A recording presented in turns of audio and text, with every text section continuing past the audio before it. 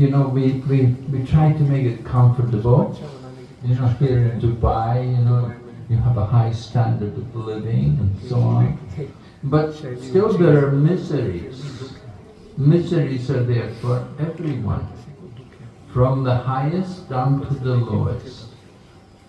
From the Bhagavad Gita it's stated, from the highest planet down to the lowest. Everywhere is a place of birth and death. So that is the misery. We have to understand the temporary nature of the material existence. That although we may be very comfortable here, we cannot stay here forever. Material body. Although we are spiritual by nature, we're living in a material body. And the nature of the body itself is temporary. So we have to understand our situation here in this material world. That is my appeal to all of you, to consider the importance of spiritual practice. That all of us have a duty in the human form of life to inquire about the absolute truth and to understand our purpose in being here. Generally people think, well, I want to make some money, when we think about being successful economically. But there's more to life than just being economically prosperous. You want to have a good health. When we speak about health, health is not only physical. You need also mental health. You want to be peaceful in your mind. That is important for all of us. To get peace of mind is something which you cannot buy with just money. You cannot buy it with just being comfortable. We want peace of mind, we have to go more into our inner self. We have to understand our own self as not just simply the body and not just simply the mind, but our spiritual self, ourself as a soul, as spiritual beings. We're all eternally spiritual by nature. We're spirit souls. We say we are not the body, but we are souls living in a body. We want to therefore come to a proper understanding of our existence. And coming to that kind of consciousness, it requires association. So it's very nice to see that so many of you have gathered here this evening in this auspicious time of the year, and I can see from all the decorations that you're in the right mood, that you're going to offer the worship to the Lord. It's very nice. But this is something which we want to do not just once, not just even just once a day, once in the year, or one month in the year, but we want to do it regularly. We need to make some regular spiritual practice. Just like keeping good health, you want to do some exercises. People like maybe go for a morning walk. Srila Prabhupada, the doctor told Srila Prabhupada, Srila Prabhupada had gone to America at an elderly age. He was already 70 when he'd gone to America, and the doctor told him, Swamiji, you should take a walk every morning. So Prabhupada took the doctor's advice seriously, and every morning Prabhupada liked to go for a walk, wherever he was in the world. I walked with him in London, I walked sometimes in USA, I walked in India with Prabhupada. I had the opportunity to see Srila Prabhupada in these different places and to sometimes walk with him also. So walking, you can't just say, oh, I'll just walk once a year. Maybe I'll have a good walk, you know. I'll just do it once a year. You have to do it regularly. You know, just like cleaning your teeth. You know, you don't just clean your teeth once a year, you know. You have to clean them every day. It's a regular thing.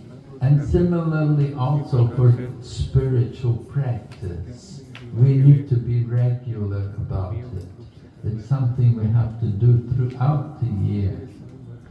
So I myself had the opportunity to dedicate my life in the service of the Krishna consciousness movement. I came to the Krishna consciousness movement when I was only 21 years of age. I met the devotees in London. I'd already graduated from university, and a few months later I met the devotees. And I was convinced that I would like to dedicate my life in this way. And by the grace of Krishna, I've had the opportunity to do that. And I encourage all of you that you should also consider the importance of spiritual practice, taking up regular worship of the Lord, or maybe not just worship, but reading books which have spiritual value, reading books like Bhagavad Gita, and we have other books also which we recommend devotees to read, like the Srimad Bhagavatam, or what's called the Bhagavad Purana. It's considered the essence of all the Vedas. So reading, hearing from these kind of sources, very important for us. And even more important than reading, association. Getting that association, being with similar people who are dedicating and who are serious in spiritual practice. It's a very valuable thing for all of us to get that right association. As the saying goes, birds of a feather flock together, right? And so when you have an interest in spiritual practice, you want to be with other people who are also interested in spiritual values. The crows are with the crows, and the swans are with the swans. We want to understand how we can cultivate a good standard of living. Standard of living is not just only economical, and it's not just only material, but it's also spiritual. And a good standard of spiritual living will be understood by the qualities which we reflect. So it's important for us to understand how to apply spiritual knowledge, how to use that knowledge for our benefit. The benefit being that when we give up this body, we'll be sure of a good destination in the next life. And Srila Prabhupada went to the USA at the age of 70, and he told the people, I've not come to get from you, I've come to give you what you have forgotten. And he told them, he said, You're running on your 4 wheels. You have we see here in Dubai so many cars everywhere. You know, everyone has a car. So 4 wheels. The dog also moves on 4 legs, right? The dog's business. What is the dog thinking? Where is food? Where is sleep? Like that. The business of the animals. Atyahara, nidya, maichunadi, baya. Eating, sleeping, mating, defending. This is the animal propensities. And if we are using our 4 wheels for these things also, then what is the difference between us and the animal? Human life is something very valuable. we have to use it for the higher purpose. So in Srimad Bhagavatam, Rishabdev, who was considered to be one of the avatars of Lord Vishnu, recognized by Jain saints also as being one of the Tirthakars, and number one Tirthakar in the Jain tradition. We consider him an avatar of Lord Vishnu. He was retiring, he was moving into the Vanaprastha stage of life, what is called retired life, right? There are 4 ashrams. Brahmachari, meaning student life. Then Grihast, married life. And after married life, Vanaprastha, meaning retired life. And then finally there is the sannyas, renounced life. Renounced life is not for everyone, but generally everyone will take the first 3. They're meant to anyway. We begin with student life, we study, then after your studies are over, you move into family life, you get married, you have a family. And the family grows up, the children grow up, they become independent, they don't need you anymore, you know. Then your responsibilities, material responsibilities are finished, you move into retired life. Retire from the material duty to dedicate yourself more to the spiritual duties. And this was the tradition in the Vedic culture. And even great kings like Rishabdev, he was a king, an emperor, and he retired, he gave it up, and before he retired, he instructed his sons. And he told his son, Nayam deho deha bhajam naraloke, kushtam kamarna hate bhajam ye, te jo divyam putrakayena sattvam, shurayet yasmat brahmashokyam tvanantam. Lord Rishabdev is telling his sons that don't waste your time trying to enjoy material pleasures. That is available even for the animals which eat stool. The pigs, they're also filling their belly, they're happy, they're thinking, I'm enjoying, the belly is full. They said, human life is not meant for that. Human life is meant for doing a little tapasya, austerity, right? What is that tapasya in this Kali Yuga? In this Kali Yuga, the austerity is made very easy for us. You have to chant the holy name. You have to worship the Lord and read the books about the Lord. In Chaitanya Bhagavat, a Bengali literature, they say, Bolo Krishna, Bhajo Krishna, Koro Krishna Shiksha. Chant the names of Krishna, worship Krishna, and read the books about Krishna. This is the little tapasya we have to do in the Kali Yuga. And by doing this tapasya, then we purify ourselves.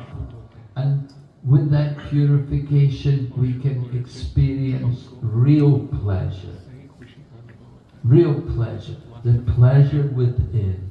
The pleasure of the soul. Not just satisfying the material senses. The real pleasure is within. Spiritual pleasure. Material pleasure is very limited and flickering, temporary. You get a nice new car. We saw one beautiful car today. Oh, Porsche, very beautiful sports car, electric as well, you know. And then Prabhu was saying that they're finding it difficult to charge the cars now. You know, they have so many electric cars, there's not enough places to charge. And so it's the nature of material pleasure. It's so difficult to enjoy.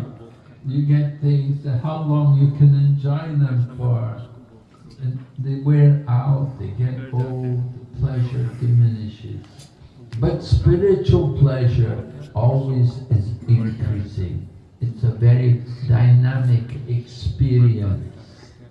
And we get that spiritual pleasure through these activities of devotion.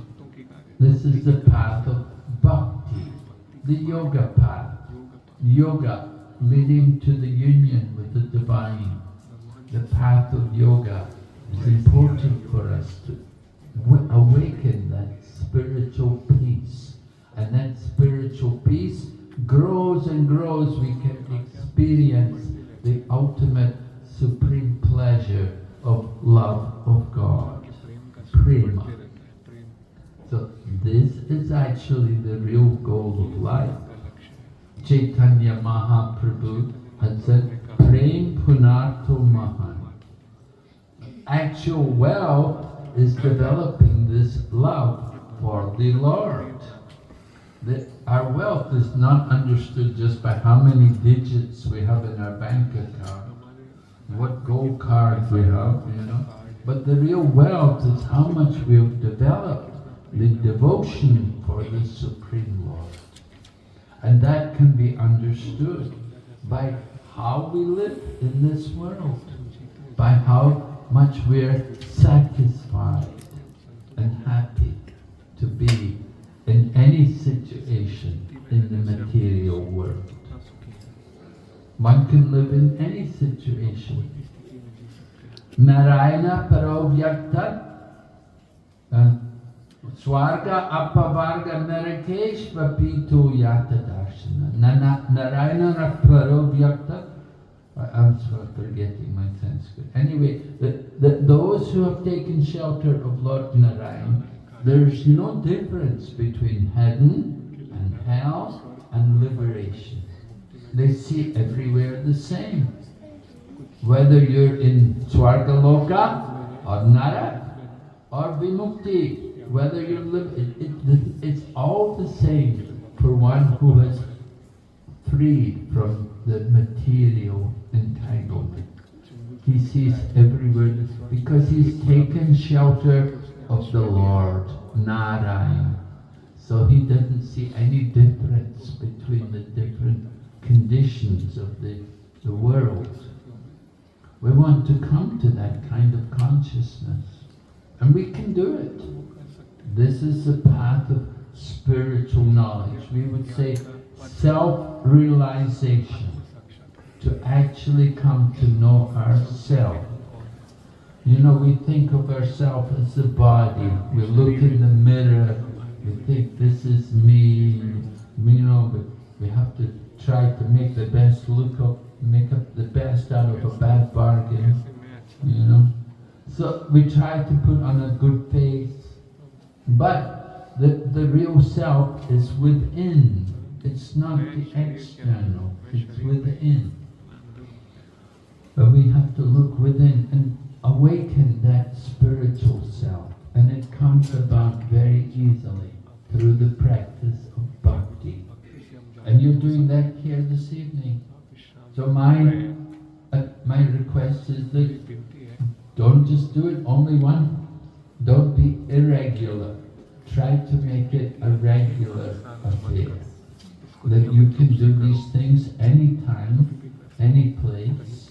And you may not be able to do them so opulently as they've done here, so extensively. You can do it in a very simple manner. And you can do it with your family. And in this way you can make your home, just like a temple.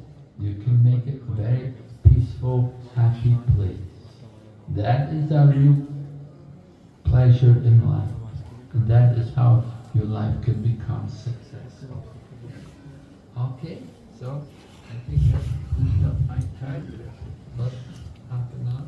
No, Maharaj, only 19 minutes. Oh, really? Okay, thank you for it. All right. So we're talking about the importance of Bhakti Yoga. There are many different yoga paths. People think meditation is very nice. And meditation is very spiritual.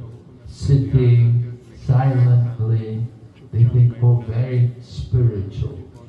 Well, certainly there's no harm in that kind of thing, but it's very difficult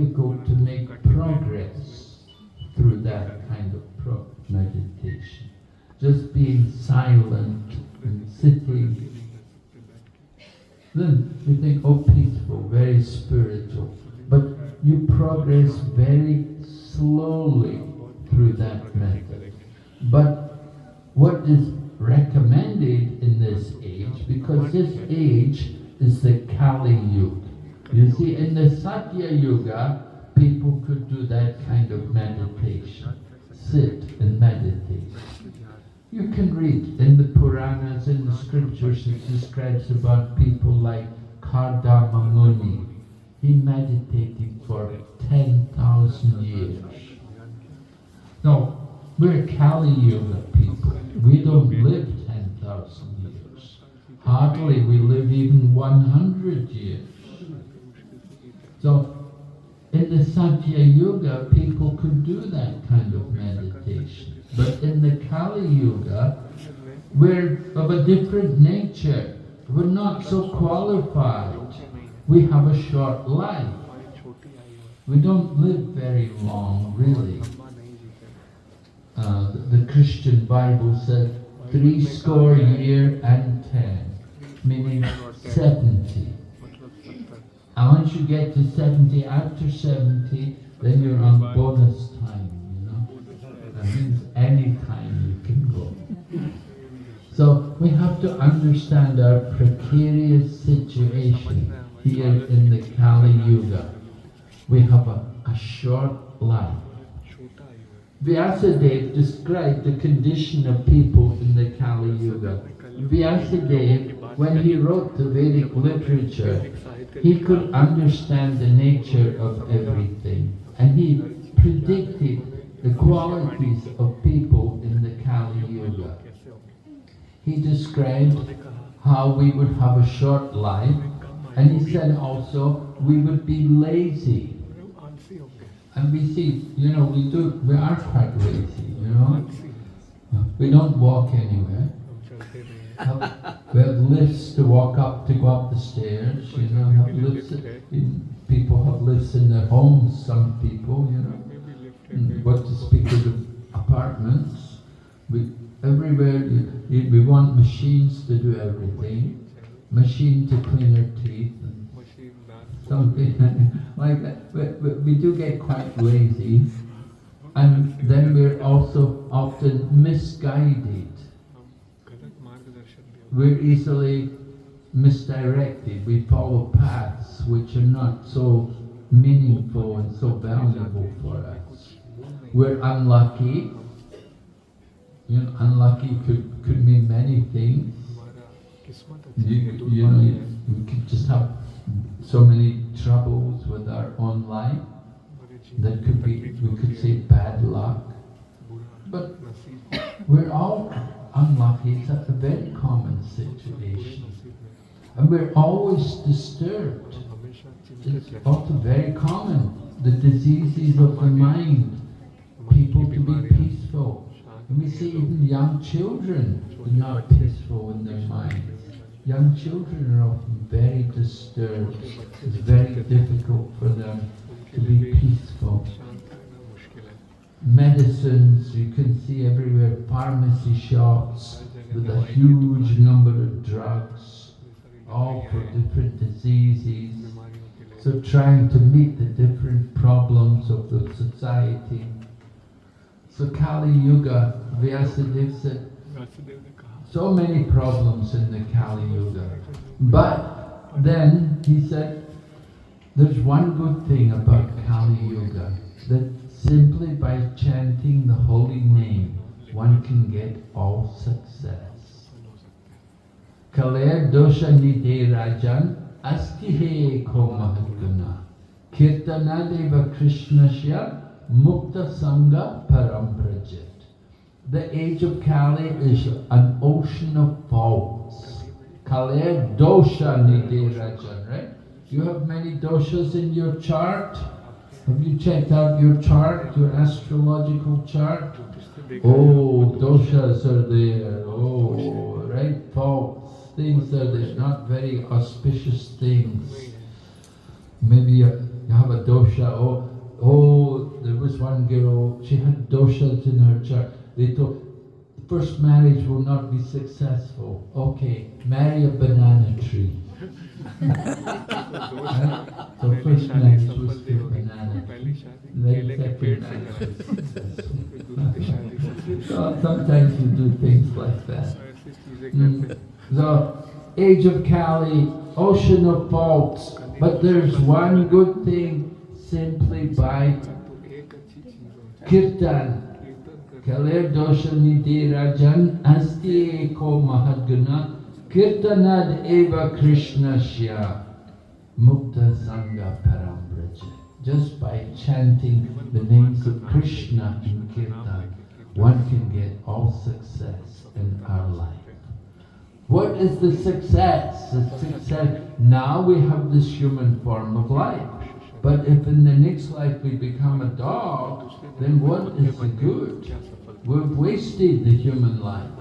So very important we think about the future, right? You always tell your children, think of the future, work hard, study hard, think of your future.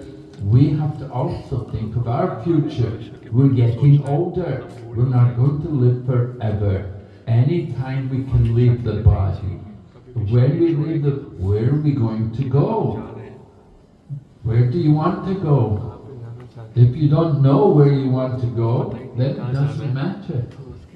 But we should think seriously. Where do we want to go in the future? What is our desired destiny?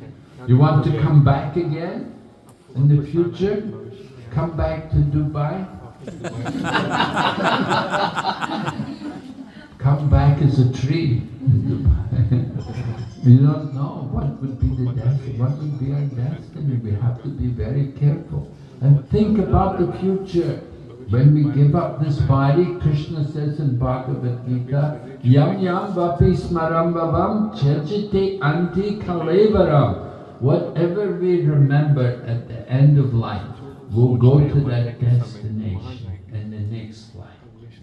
So we have to train ourselves to think of the Lord, to fix our mind on Him. It takes practice. Not very difficult, but it takes practice. You have to practice. Just like everybody, the child growing up, they have the ability to walk. They have to learn to walk. It takes some practice.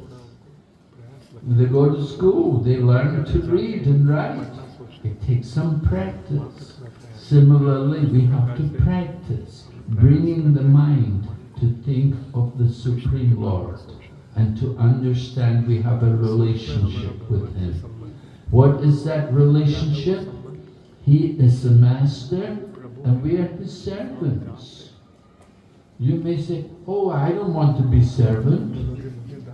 We should understand it's a very glorious position to be the servant of God. It is not an ordinary thing. It is very wonderful to be the servant of the Supreme Lord. People are serving dog, they're serving cat, they're serving the country, they're serving society. We serve so many. But to be the servant of the Supreme Lord, that is the most glorious thing, the most wonderful thing. And so we want to come to that kind of consciousness. And it's not difficult. The ability is there within all of us. But we have to use it. We have to follow the process. And it's based on hearing and chanting regularly. Hearing and chanting. So you've come here this evening, you're hearing. We're encouraging you also to chant. And chanting and dancing. Chant together, go back to Godhead together. Okay, Prabhu? Bhakti Vinashak Swami Maharaj की जय। किसी का कोई प्रश्न, any question, any comment, quick, we can take one or two.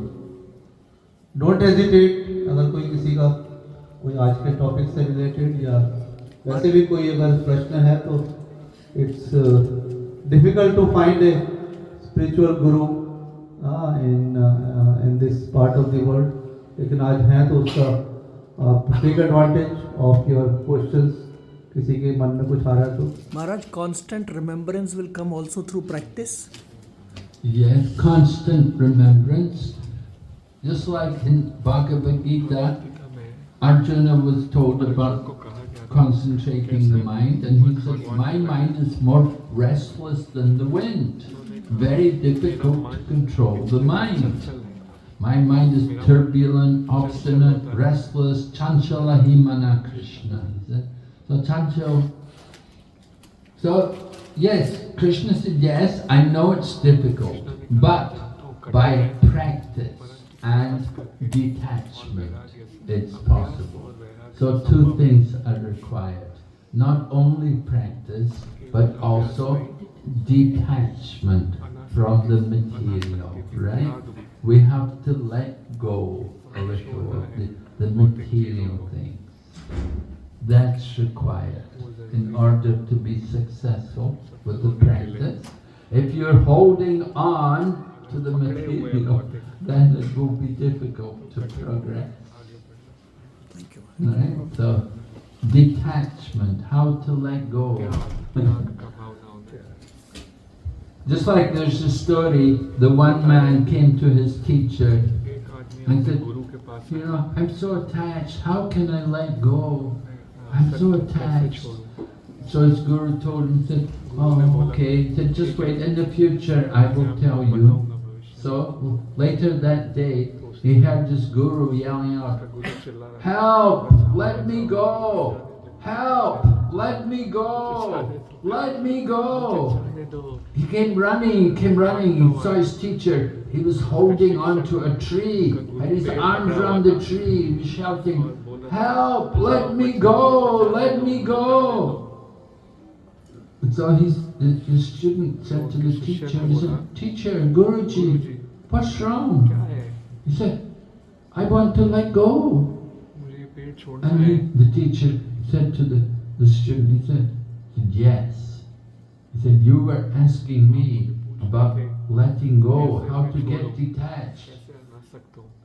He said, I'm holding on to the tree. He said, I just have to let go. Right? He said, I'm the one holding on to the tree. It's not the material things that are holding on to me. It's me, I'm holding on to them. So you want to get free, you have to let go. It's up to us as individuals to let go of the material. And how to do that, it's very simple. If you just simply take to this hearing and chanting, Shravanam Kirtan Vishnu, you hear and chant regularly. Without even thinking about it, naturally you will become detached from the material. It's a painless process. If you simply take part regularly, come for the association and the programs, and hear regularly, chant, naturally, without even thinking about it, you'll become less and less interested in the material. And you'll take more and more pleasure in the spiritual. The higher taste. You will develop the higher taste. So this is the process. Right? Practice. Hare Krishna. Hare Krishna Maharaj, thank you. Any other question, comment? Last प्रश्न किसी का? प्रभु महाराज के साथ ब्रजनंद प्रभु आए हैं। आप इनका प्रभु China से हैं। आप इनका परिचय दें।